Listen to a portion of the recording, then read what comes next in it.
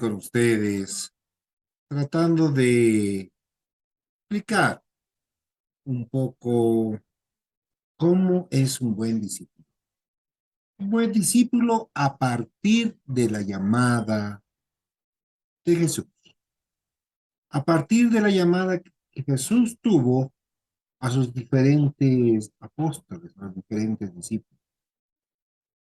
A partir de los diversos relatos de vocación que vamos a encontrar en los evangelios como Marcos 1:16 al 20. Mientras Jesús caminaba junto al lago de Galilea, vio a Simón y a su hermano Andrés. Estaban echando la red al agua, porque eran pescadores. Jesús les dijo: síganme, y yo haré de ustedes pescadores de hombres. Enseguida, ellos dejaron sus redes y lo siguieron. Un poco más adelante, Jesús vio a otros dos hermanos, Jacobo y Juan, hijos de Zebedeo, quienes estaban en la barca y remendaban sus redes. Enseguida Jesús los llamó, y ellos dejaron a su padre Zebedeo en la barca con los jornaleros, y lo siguieron. Lucas 9:57 al 62. Mientras iban caminando, alguien le dijo a Jesús: te seguiré a donde vayas. Jesús le respondió: los zorros tienen sus cuevas y las aves del cielo sus nidos, pero el Hijo del Hombre no tiene donde reclinar la cabeza. Y dijo a otro: sígueme. Él respondió: Señor, permíteme que vaya primero a enterrar a mi padre. Pero Jesús le respondió: deja que los muertos entierren a sus muertos. Tú ve a anunciar el reino de Dios. Otro le dijo: te seguiré, Señor, pero permíteme antes despedirme de los míos. Jesús le respondió: el que ha puesto la mano en el arado y mira hacia atrás no sirve para el reino de Dios. Palabra del Señor. Hemos escuchado y podemos esbozar y reconstruir en los hechos donde están los orígenes de los relatos de la vocación que se tiene en el momento que Jesús llama a sus apóstoles, llama a sus discípulos. El contexto de las experiencias vocacionales de su época. Las lecturas que hemos escuchado nos van a dar estos contextos, porque Jesús llamó a sus discípulos con una autoridad poco común. El hecho de que fuera Él quien tomara la iniciativa y la autoridad con la que lo hizo, revelan una conciencia muy particular acerca de sí mismo. Al actuar Jesús de esta manera, se sitúa en el lugar que Dios ocupaba en los relatos de la vocación del Antiguo Testamento. En dichos relatos era Dios quien llamaba directamente a los caudillos y profetas del pueblo para encomendarles una misión. Jesús, verdadero Dios, actúa de la misma manera y además pide a sus discípulos una adhesión incondicional a su persona. Esta autoridad de Jesús, que ha sido definida de diferentes formas, ya sea como carisma mesiánica, revela una comprensión de sí mismo. Jesús tenía la conciencia de quién era. Era Dios mismo, Hijo de Dios, que va más allá de lo que los otros profetas y guías espirituales de Israel habían pensado de sí mismos. Esta autocomprensión de Jesús tiene que ver con su conciencia de su filiación, esta conciencia que se manifiesta en la forma peculiar de dirigirse a Dios por medio de la invocación Abba, papá, y en sus enseñanzas sobre la oración. Es que las mismas estaban relacionadas con su propia experiencia vocacional que ha llegado hasta nosotros de forma tal vez algo velada en los relatos de su bautismo y las tentaciones que tuvo que pasar. Escuchemos a Marco 1:9 al 3. Aconteció en aquellos días, que Jesús vino de Nazaret de Galilea, y fue bautizado por Juan en el Jordán. Y luego, cuando subía del agua, vio abrirse los cielos, y al Espíritu como paloma que descendía sobre él. Y vino una voz de los cielos que decía: Tú eres mi Hijo amado, en ti tengo complacencia. Fue después de esta experiencia cuando Jesús comenzó a llamar a sus discípulos y los hizo desde una nueva experiencia de relación con Dios. Podemos decir, por tanto, que la autoridad manifestada por Jesús a la hora de llamar a sus discípulos tiene su origen en esta conciencia de filiación. Él es hijo de Dios y reconoce a Abba, a su Padre que está en los cielos. Fue Jesús quien eligió a sus discípulos. Él los llamó.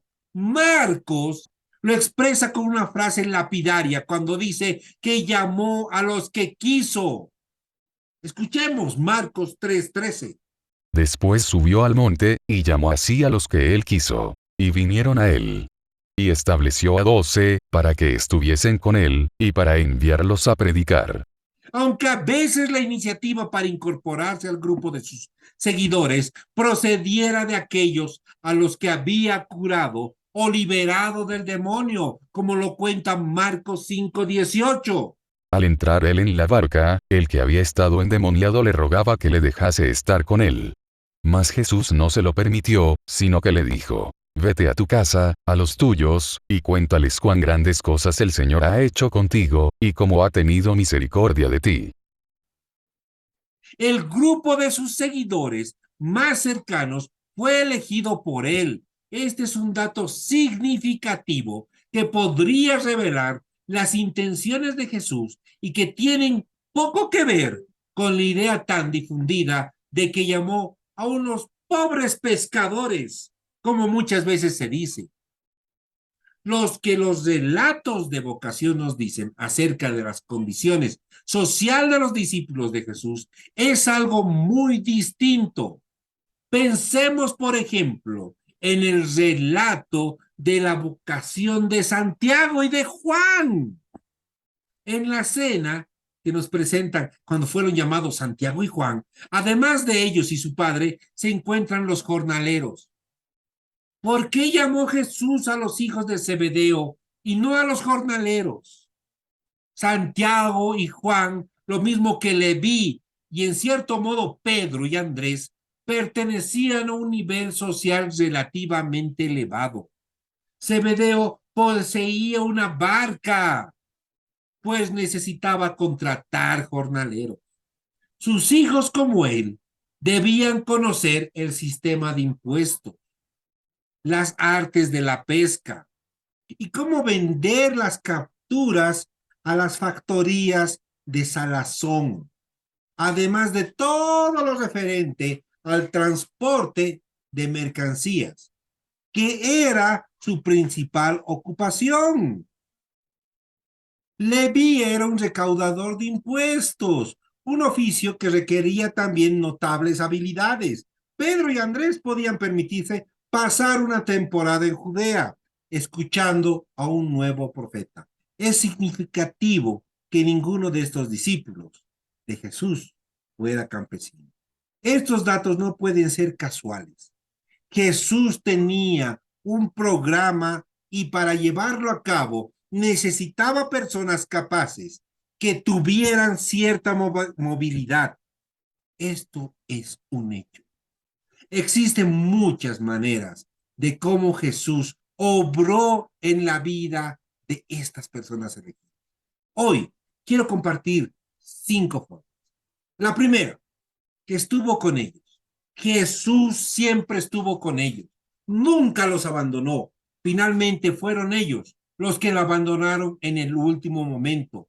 Pero Jesús estuvo presente en sus vicisitudes, en toda situación, y estableció para sus 12 apóstoles para que estuviesen con él y para enviarlos a predicar. Esto no lo encontramos en Marcos 3:14. Escuchemos.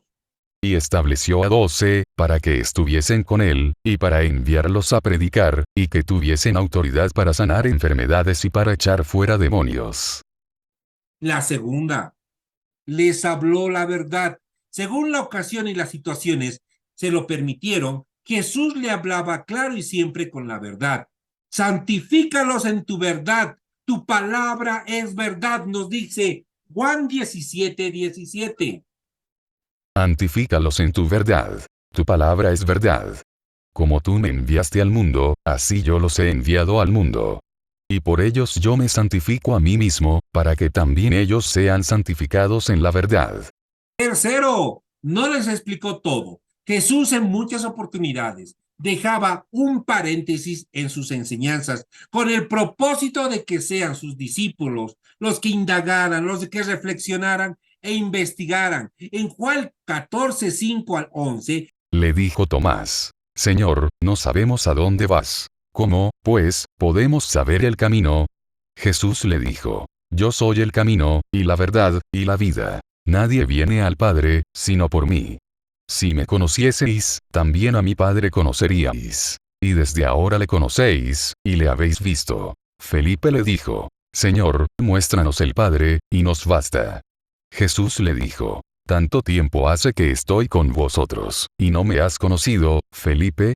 El que me ha visto a mí, ha visto al Padre. ¿Cómo, pues, dices tú, muéstranos el Padre? ¿No crees que yo soy en el Padre, y el Padre en mí? Las palabras que yo os hablo, no las hablo por mi propia cuenta, sino que el Padre que mora en mí, Él hace las obras. Creedme que yo soy en el Padre, y el Padre en mí. De otra manera, creedme por las mismas obras. Jesús les enseñaba de esta manera, no dándoles toda la información para que ellos la reflexionaran. Cuarto, les encomendó tareas. Los discípulos eran hombres obedientes y Jesús les despertó en ellos un espíritu de servicio, de amor al prójimo. Él les ponía tareas simples y ministeriales para que aprendieran no solamente a hacer las cosas y recibir instrucciones, sino también para que tuvieran un espíritu enseñable.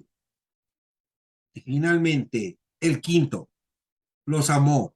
Jesús le tenía plena confianza a sus discípulos. Los amó grandemente y se los demostraba con acciones.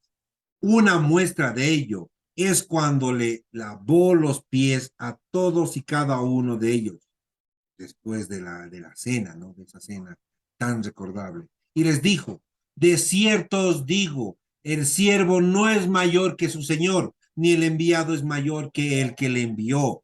Si sabéis estas cosas, bienaventurados seréis si las hiciereis. Esto está en Juan 3. Hermanos, para mí, como siempre, es un placer compartir estas reflexiones. Mi nombre es Marcelo García. Para ustedes, muy buenos días, muy buenas tardes y muy buenas noches.